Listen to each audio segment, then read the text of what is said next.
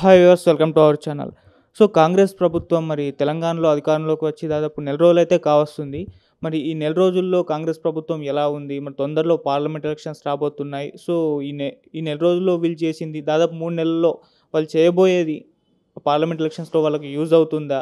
మరి బీఆర్ఎస్ ప్రభుత్వం ఎటువంటి వ్యూహాలతో వచ్చే పార్లమెంట్ ఎలక్షన్స్‌లో రాబోతున్నాయి? అటు చూస్తే కేసీఆర్ గారు, కేటీఆర్ గారు కూడా పార్లమెంట్ ఎలక్షన్స్‌లో పోటీ చేసే ఛాన్స్ ఉందని కొన్ని వార్తలు కూడా రావడం చూస్తున్నాం. మరి ఎలా ఉండబోతున్నాయి ఈ ఎలక్షన్స్? సో ఈ అంశాల మీద డిస్కస్ చేయడానికి ప్రజెంట్ మనతో పాటు ప్రముఖ పొలిటికల్ అనలిస్ట్ పాపారావు గారు ఉన్నారు. వారితో ఒకసారి డిస్కస్ చేద్దాం. సార్ నమస్కారం సార్. సార్ మరి నెల రోజులు అవుతుంది సార్ కాంగ్రెస్ ప్రభుత్వం అధికారంలోకి వచ్చి. మరి ఎలా అనిపించింది మీకు? మరి వచ్చే పార్లమెంట్ ఎలక్షన్స్ కూడా రాబోతున్నాయి కదా!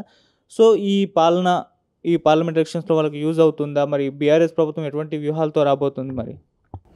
అంటే నెల రోజుల ప్రభుత్వ పరంగా పెద్ద చెప్పుకోవాల్సింది ఏమీ లేదు. ఎందుకంటే 6 గ్యారంటీల్లో 14 హామీలు ఉన్నాయి ఓవరాల్గా.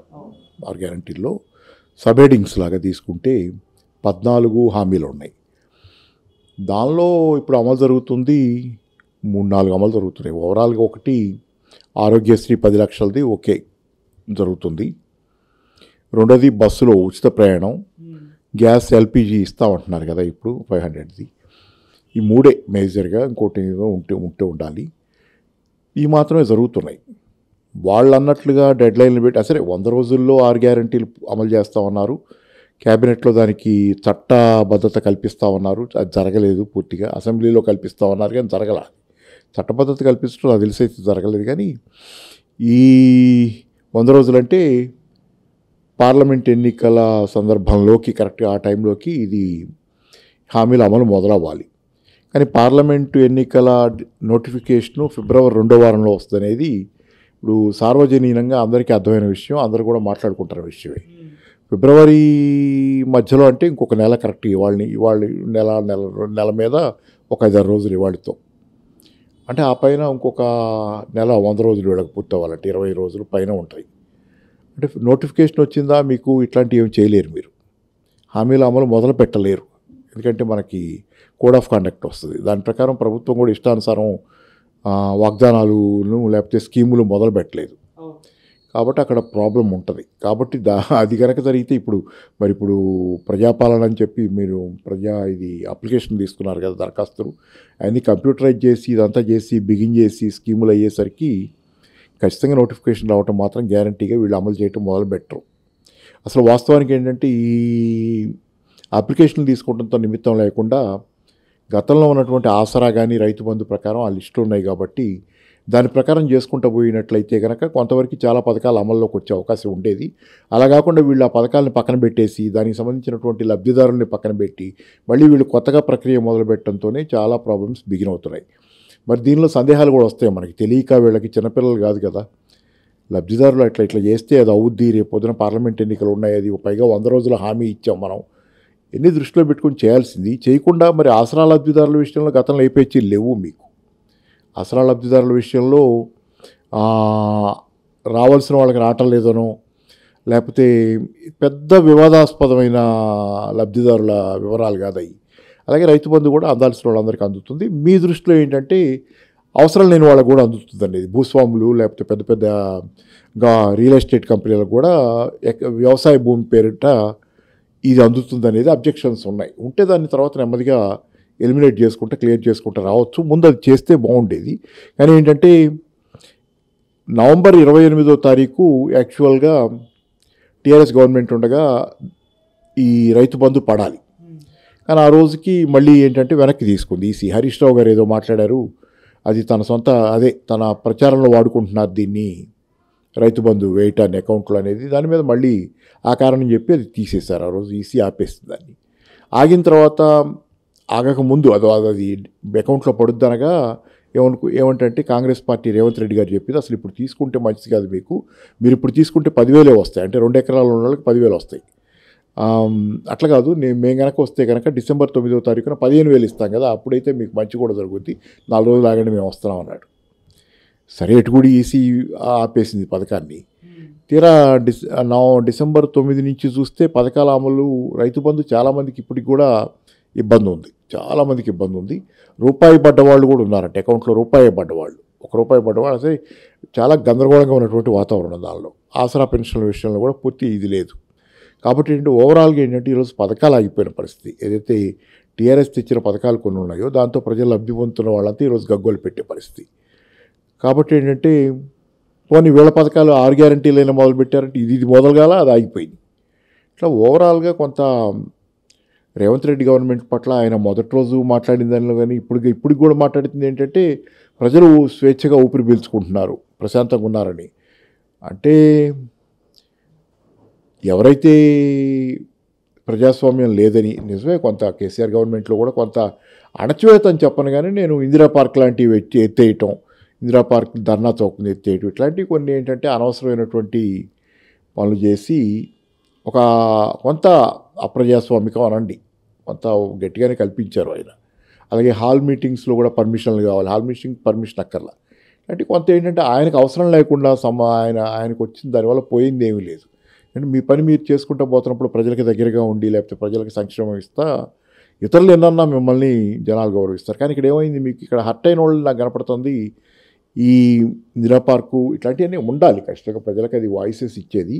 కానీ దానిలో ప్రధానంగా మీకు ప్రజల వాయిస్ వినపడటాన్ని ఆపటమే కాకుండా కొంత తెలంగాణలో ఉన్నటువంటి మేధావర్గంగా కూడా కొంత వ్యతిరేకత దాని నుంచి వచ్చింది. కానీ మేధావర్గం ఏంటంటే మంచికి మంచి చెడుకు చెడు చూస్తుంటే బాగుండేది, మంచికి మంచి చెడుకు చెడు చూస్తుంటే బాగుండేది. తెలంగాణలో కొంత ఆ పెత్తందారి పోకడలు ఏదైతే ఇందిరా పార్క్ ఎత్తేయటం లేకపోతే హాల్ మీటింగ్స్ కూడా పెట్టుకునే వాతావరణం పట్ల దాన్ని ఒక రకంగా దాన్ని ప్రజలకు జరుగుతున్న ప్రయోజనాన్ని రెండు వేరువేరుగా పాలకు పాలు నీళ్ళకి నీళ్ళు అంటాం కదా, అట్లా వేరు చేసి చూస్తే ఇంత అవుట్రైట్ ఇది పోవాలనేది కోరుకోవటం అంటే జనాలు ఖచ్చితంగా వేరు చేసి చూశారు. అంటే జనాల దగ్గరికి వచ్చేసరికి ఏంటంటే వాళ్ళకి కొన్ని ప్రయోజనాలు చేకూరుతున్నాయి. అంతకుముందు కంటే కూడా ఈ 10 సంవత్సరాల్లో తెలంగాణ చాలా అభివృద్ధి చెందింది. ప్రత్యేక రాష్ట్రంగా అయిన తర్వాత తెలంగాణ చాలా చాలా చాలా అభివృద్ధి చెందింది ప్రత్యేక రాష్ట్రం అయిన తర్వాత. ఇది ప్రజలకు తెలుసు. కానీ ఏంటంటే మన మేధావర్గం అభివృద్ధినిను అసంతృప్తిని వేరు చేసి చూసి పోనీ భవిష్యత్తులో ఇంకో పార్టీ కాంగ్రెస్ పార్టీ వాళ్ళు కావాలనుకున్నారు. కాబట్టి కాంగ్రెస్ పార్టీ అధికారంలోకి వస్తే అభివృద్ధితో పాటు సంక్షేమంతో పాటు ప్రజాస్వామ్య వాతావరణం కూడా వస్తుంది. కాబట్టి అంటే ఏంటి, దానికి కేసీఆర్ గారి ప్రభుత్వం కంటే మెరుగైన ప్రభుత్వం, సంక్షేమంతో పాటు ప్రజాస్వామిక వాతావరణం ఇవ్వగలిగినటువంటి ప్రభుత్వం వస్తుందని అంచనా వేసుకుని చేసుకుంటే బాగుండేది. అలా కాకుండా ముందు దీన్ని పోగొట్టండి, ముందు ఇది వద్దు మనకి అనేది, ముందు ఇది వద్దు అనేసరికి ఏమైందంటే మీకు సంక్షేమం పోయా ప్రజాస్వామ్యం ఏదో ఇచ్చామని చెప్పి ఇప్పుడు ప్రజాస్వామికంగా అందరూ స్వేచ్ఛగా గాలి పీల్చుకుంటున్నారు అంటున్నారు. స్వేచ్ఛగా గాలి పీల్చుకుంటాం 2 రోజులు, కానీ 3వ రోజు నుంచి మనకు సమస్యలు గుర్తొస్తాయి కదా, ఆర్థికమైన సమస్యలు అవసరాలు గుర్తొస్తాయి కదా. అది ఇక్కడ ప్రాబ్లం ఏంటంటే మీకు తెలంగాణ ప్రజల ఆర్థిక అవసరాలు ఏదైతే సంక్షేమం ఏదైతే తెలంగాణని ఇక్కడ దాకా తెచ్చి నిలబెట్టిందో, ఈ దేశంలో సంక్షేమ వ్యవస్థలు ఉన్న రాష్ట్రాల్లో బ్రహ్మాండంగా ఉన్న రాష్ట్రంలో తెలంగాణ దరిదాపుగా నెంబర్ 1 నెంబర్ 2 స్థానాల్లోనే ఉంటుంది, తమిళనాడు ఇట్ల తరహా. అట్లాంటి సంక్షేమ రాజ్యం ఈరోజు ఉంటుందా పోతుందా అనే వాతావరణం ఒక భయం ప్రజల్లో, అవసరాలు. మరి అందుకని ఏంటంటే మేధావర్గం కూడా ఆలోచించి ఉండాల్సింది, అటు ఇటు ప్లస్ మైనస్ 2 చూసుకొని. అంటే మనం ఏదైనా చేయాలనుకుంటే టాలీ చేసుకోవాలి కదా, ఈ పని చేస్తే దీని పాజిటివ్లు ఇవి నెగిటివ్లు ఇవి అవి చూసుకోకుండా ముందు ఇవి పోవాలనే దగ్గర ప్రజా వ్యతిరేకమైనటువంటి నిర్ణయాలు ఆలోచనలు చేసి అంతిమంగా ఆ రిజల్ట్ ఏమవుతుందంటే అది ప్రజా వ్యతిరేకం అవుతుంది. ఈరోజు ఏమవుతుంది, మేధావర్గంలో చాలామందిని ప్రజలు ప్రశ్నిస్తున్నారు. మళ్ళీ ఇప్పుడు వాళ్ళే మాట్లాడుతున్నారు, రేవంత్ రెడ్డి ప్రభుత్వంలో అది బాగాలేదు ఇది బాగాలేదని వాళ్ళలో కొంతమంది నసుగుతున్నారు. ఇప్పుడు వాళ్ళలో కొంతమంది నసుగుతున్నారు. మరి నెల క్రితం మీకు ఈ ఆలోచన ఉండాలి కదా, 20 రోజుల క్రితం మీకు ఈ ఆలోచన ఉండాలి కదా, 20 రోజుల్లోనే అంతా మారిపోయిందా? కాదు కదా, అంతకుముందు నుంచి ఇండికేషన్స్ కనపడుతున్నాయి కదా. మీరు అప్పుడు ఆలోచించకుండా గుడ్డిగా మీరు అంటే కేవలం అది కొంత పనిచేసింది. ఇప్పుడు రేపు పొద్దున ఏంటంటే మళ్ళీ ప్రజల్లో వచ్చిన అసంతృప్తి, అది ప్రజలు ఆల్రెడీ క్వశ్చన్ చేస్తున్నారు, వీళ్ళని అందరినీ క్వశ్చన్ చేస్తున్నారు. ఇప్పుడు జరుగుతుంది. కాబట్టి ఏంటంటే రేవంత్ రెడ్డి ప్రభుత్వం 30 రోజుల్లో రేవంత్ రెడ్డి గారు అయితే నేను సంతృప్తిగా ఉన్నాను, బాగుంది, ఇక్కడ నాకు అంతా బాగా జరుగుతుంది, సంతోషంగా ఉన్నాను. ఆయన కూడా మనసులో నాకు అర్థమైనంతలో ఏంటంటే వాతావరణం చాలా ప్రతికూలంగా మారుతుంది వేగంగా. యాంటీ ఇన్కంబెన్సీ 4 ఏళ్లకో 5 ఏళ్లకో 2వ టర్మ్లోనో వచ్చేది, ఈసారి చాలా తొందరగా వస్తున్నటువంటి వాతావరణం కొంత యాంటీ ఇది వస్తుంది. ఎందుకంటే పథకాలు నిత్య జీవితంలో వాళ్ళకి అవసరమైన కనీస అవసరాలు తీరినప్పుడు మిగతా ప్రజలు కొంత పట్టించుకునే అవకాశం ఉండదు. మిగతా విషయాలు ఎట్లా నడిచినా రాజకీయాలు ఎవరు ఎట్లా కొట్లాడుకున్నా వాళ్ళు చూడరు. కానీ మీరు బేసిక్గా వాళ్ళ నిత్యావసరాలు, వాళ్ళ బతుకు తెరువు, వాళ్ళ బతుకులకు సంబంధించిన రోజువారీ తిండి అవసరాల మీద దెబ్బపడే విధంగా మీరు కనుక చేసుకుంటూ పోయేటట్లయితే ఖచ్చితంగా అది వెంటనే అసంతృప్తిగా మారుద్ది. వాళ్ళు అన్ని విషయాలు చూస్తారు, మాట్లాడతారు. కాబట్టి ఇది ఒకటి ఉంది. కాబట్టి పార్లమెంట్ ఎన్నికల దగ్గరికి వెళ్ళేసరికి మీకు ఈ ప్రభుత్వం 6 గ్యారంటీలు అమలు జరపగలిగితే అదొకటి, ప్లస్ 6 గ్యారంటీలతో పాటుగా పాత ప్రభుత్వ పథకాల గురించిన ఆలోచన కూడా జనాలకు ఉంది. పాత ప్రభుత్వంలో దళిత బంధు ఉంది, పాత ప్రభుత్వంలో ఇతరత్ర రకరకాలు ఉన్నాయి. ఇది ఇప్పుడు వీళ్ళు చెప్పని కళ్యాణ లక్ష్మి, షాదీ ముబారక్ ఇట్లాంటివి సరే వీళ్ళు కూడా చెప్పారు, దాని ఒక రూపంలో తులం బంగారం కూడా యాడ్ చేసి చెప్పారు. ఏదేమైనా పాత ప్రభుత్వ పథకాలు కంటిన్యూ అవుతాయా లేదా అనే ప్రశ్న ఒకటి ఉంది. సో నేను అనుకోవటం ఇప్పుడు కనపడుతున్న వాతావరణంలో కాంగ్రెస్ పార్టీ కనుక వార్ ఫుటింగ్లో ప్రజల అవసరాలు తీర్చడం కోసం సంక్షేమ పథకాలని కంటిన్యూ చేసేది, వాటి మీద ఫోకస్ పెట్టుకుంటారు. కాకపోతే వాళ్ళు చెబుతుంది ఏంటంటే అప్పులు ఉన్నాయి, ఇప్పుడు ఖజానా ఖాళీగా ఉంది, ఇప్పుడు ఏం చేయలేని స్థితి అని చెబుతున్నారు. కానీ వాళ్ళు ఇప్పటికే కొంత అప్పులు తెచ్చారు. మనం పోయి కొంత అప్పులు తెచ్చుకున్నారు. మళ్ళీ రాబోయే 3 నెలల కోసం సుమారుగా 10-12 వేల కోట్ల రూపాయల అప్పు కోసం ప్రయత్నం చేస్తున్నారు కొత్తగా. మళ్ళీ అదే కాకుండా ఏంటంటే మీకు ఖజానా ఖాళీ అవ్వటం అనేది ఎప్పుడూ ఉండదు. ఖజానా అంటే ఇదేది ఫిక్స్డ్ డిపాజిట్, బ్యాంకులో ఫిక్స్డ్ డిపాజిట్ పెడితే దాని మీద అంతే ఉంటుంది అమౌంట్, అది కదలకుండా అక్కడ ఉంటే దాని మీద వడ్డీ వస్తుంది కాదు. ఖజానా అంటే ఏంటంటే రాష్ట్ర ఖజానా, దేశ ఖజానా, లేకపోతే ప్రభుత్వాల ఖజానాలు ఎలా ఉంటాయంటే రూపాయలు వస్తుంటాయి, డబ్బులు ఖర్చు అవుతుంటాయి. అవి నిరంతరంగా ఫ్లో ఒక నదిలాగా ప్రవహిస్తుంటుంది డబ్బులు ఎలా ఇప్పుడు ఫర్ ఎగ్జాంపుల్ ఇక్కడే కూర్చొని ఉన్నాం మనం. ఇక్కడ కూర్చొని ఉండగా కూడా తెలంగాణ మొత్తం చాలా లావాదేవీలు జరుగుతుంటాయి, డబ్బులు లావాదేవీలు. దాని మీద జిఎస్టీ లాంటివి కడుతుంటారు. మా మందు షాప్ ఓపెన్ చేసే టైం అయితే ఎక్సైజ్ కట్టేది కడతారు. పెట్రోల్ డీజిల్ కొట్టించినప్పుడు ఎక్సైజ్ కడతారు.